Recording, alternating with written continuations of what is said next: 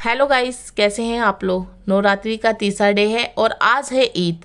तो मेरी तरफ से मुस्लिम बहनों को दिल से हैप्पी ईद। तो चले जी, बात कर लेते हैं देवरानी जेठानी जी दोनों की ही वीडियो आई है, कल भी आई थी, आज भी आई है। और बहुत सी ऐसी चीज़ें हैं जो कि निक्कू ने क्लियर कर दी है। यहाँ पे बहुत से कमेंट जा रहे थे निक्कू को उस फोटो को लेकर के जिसमें जेठानी जी बैठी हुई नजर आ रही थी।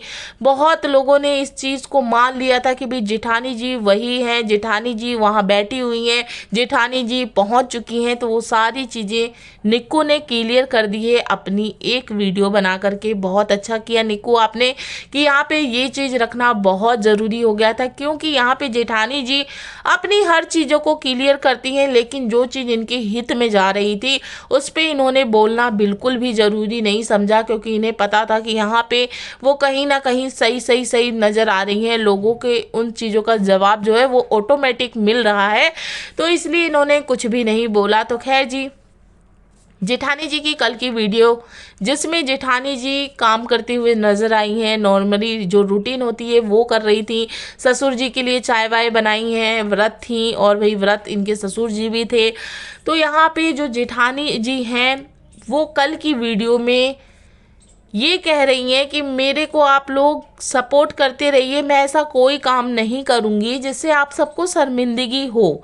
मतलब कि इतना कुछ होने के बाद जेठानी जी को बस इतना डर है कि इनके जो सपोर्टर है वो सिर्फ इनके बन के रहें, वो इन पे सवाल जवाब ना खड़ा करें। वो जैसे आंख बंद करके कहते हैं ना एक इंसान भरोसा करना, उस टाइप का भरोसा वो इन पे करें। यहाँ पे आंखों पे पट्टी लगा लें, दिल में को बिल्कुल साफ कर दें जेठानी जी के लिए और बैठ जाएं अपना रिएक्शन देने के लिए सिर्फ जेठानी जी के लिए। तो भाई जेठानी जी जो कि इस चीज़ों से बहुत ज़्यादा डरी हुई हैं, जिसकी वजह से इनकी जो आंखें हैं वो स्वेलिंग हो चुकी हैं। मुझे ऐसा लगता है सिर्फ जेठानी जी को अपने जितने भी उठने वाले हाथ हैं, सवाल हैं, जवाब जो लोग पूछ रहे हैं उसकी चिंता बहुत ज़्यादा हो चुकी है, जिसकी वजह से जेठानी जी रो रो के अपना बुरा हाल कर चुकी है। यहाँ पे जो जेठानी जी हैं उनको समझ में नहीं आ रहा है कि अब मैं कैसे इन चीज़ों से निकलूं, क्योंकि मेरे को जो लोग सपोर्ट करते हैं वो मुझ पे ही सवाल खड़े कर रखे हैं। तो जेठानी जी, आप क्या लगता है आपको कि जितने भी लोग आपको सपोर्ट करेंगे वो बिना सवाल जवाब के आपको सपोर्ट करेंगे? ऐसा कहाँ होता है। अगर किसी ने आपको प्यार दिया है, सपोर्ट किया है, तो उसका हक बनता है ना, जहाँ पे आप गलत नज़र आ रही हैं वहाँ आपको समझाए, आपसे पूछे। तो फिर भाई आपको इतनी चिंता क्यों है कि आपसे रहा नहीं गया और आपने मैसेज दे डाला कि आप लोग जैसे मुझे सपोर्ट करते हैं इसी तरीके से करें। यकीन रखें कि मैं कभी भी आप सबको शर्मिंदगी होने नहीं दूंगी।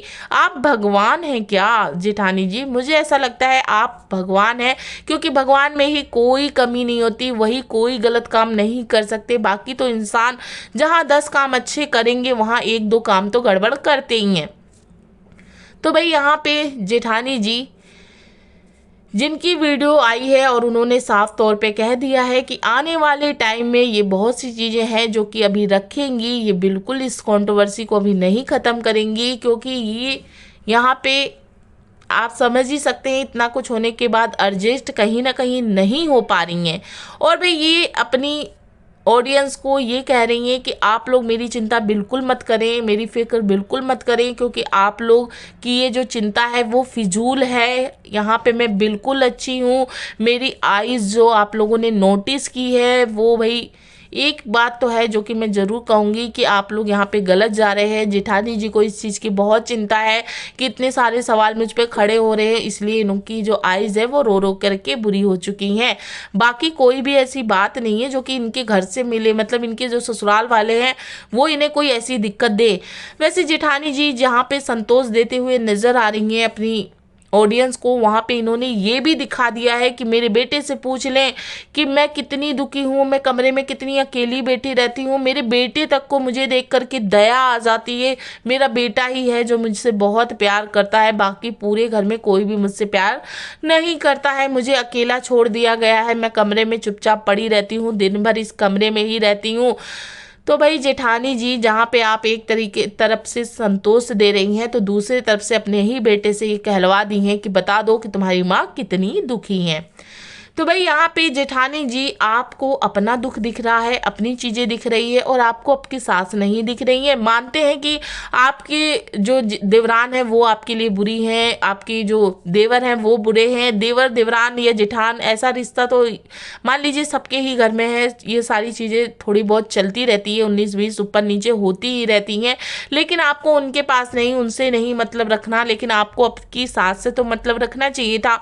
आपको उनके पास तो एटलीस्ट इस समय पे जाना चाहिए था। आपकी सास जो वाकई इतनी दुखी है, एक बार उनसे मिलना चाहिए था, उनसे बातें करनी चाहिए थी, चीज़ों को अपनी तरफ से कोशिश करना चाहिए था कि भाई जो चीज़ें हैं वो थोड़ी ठीक हो जाए। तो भाई आप इतनी अकेली होके क्यों बैठ रही हैं? आप जाएं, जा करके उनके पास बैठे, उनके वो ऐसा तो नहीं करेंगे ना कि आपको धक्का दे के भगा देंगे, ऐसी हालत तो होगी नहीं उनकी।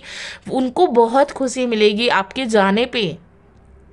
तो जेठानी जी यहाँ पे ये दिखाने से ज़्यादा और सिंपैथी हासिल करने से ज़्यादा आप इस चीज़ पे फोकस करें कि आपकी सास की जो हालात है वो बहुत ही ख़राब है। आप उनसे जाके मिले, उनके पास जाके बैठे। यहाँ पे सिंपैथी हासिल करने से ज़्यादा फिर आप वहाँ पे ध्यान दें, लेकिन नहीं, आपका तो ध्यान ही आपकी ऑडियंस पे है, नेगेटिव कमेंट पे है कि भाई मुझे सवालों का जवाब कैसे देना है, जो लोग मुझे मतलब पसंद नहीं कर रहे हैं उनको कैसे अपने साइड करना है। यहाँ पे जो आप दिमाग लगा रही हैं वो आप दिमाग अपनी सास के पास लगाएं कि उन्हें कैसे मनाना है। कम से कम वो तो अच्छी हैं, वो तो मेरा इतना सपोर्ट की हैं। जैसा कि आप कहती हैं कि जो लोग मुझे पीछे से जानते हैं, मेरी पिछली वीडियो को देखा होगा, वो अच्छे से जानते हैं कि मैं कैसी हूँ। तो मैं भी आपको उसी वीडियो के माध्यम से ये बता रही हूँ कि आपकी सास बहुत अच्छी हैं, आपके ससुर बहुत अच्छे हैं, जो कि एक बच्चे को रोता हुआ नहीं देख सकते, खुद रोते हैं। बहुत नसीब वालों को मिलती हैं ऐसे सास और ससुर जिनकी कदर शायद आपको है नहीं अभी। आप ये तो लोगों को बता दिए कि आपके साथ बुरा होता है। चले देवर का तो छोड़ ही दें, हम देवर की बात ही नहीं करेंगे, वो आपस के भाई भाई की भाई भाई की और भाभी देवर की लड़ाई है। पर यहाँ पे जो आपकी सास है, जिन्हें बिल्कुल ही आपने छोड़ रखा है, बिल्कुल ही उनसे मिलना जुलना हर चीज़ ख़त्म कर रखी है, तब कि वो इतने बुरे हाल में। उनकी जो माँ है, आप समझ सकती हैं, जब इस दुनिया से माँ जाती है तो सबसे बड़ा दुख उस टाइम पे होता है। तो आप अपनी ऑडियंस को दिखाएं कि आप उनके पास गई हैं, बैठी हैं, कुछ तो दिखाएं कि बस मुंह से आपको सपोर्ट करना, यही कहने से तो नहीं ना सब कुछ ठीक हो जाएगा। यहाँ पे जो माहौल है जितना भी बुरा है, लेकिन कहते हैं ना माँ माँ होती है। तो खैर जी, नेक्स्ट वीडियो में फिर मिलते हैं। अगर वीडियो पसंद आए तो प्लीज़ लाइक ज़रूर करिएगा, सब्सक्राइब भी करिएगा, कमेंट भी करिएगा और वीडियो शेयर भी ज़रूर करिएगा। तो चलिए जी।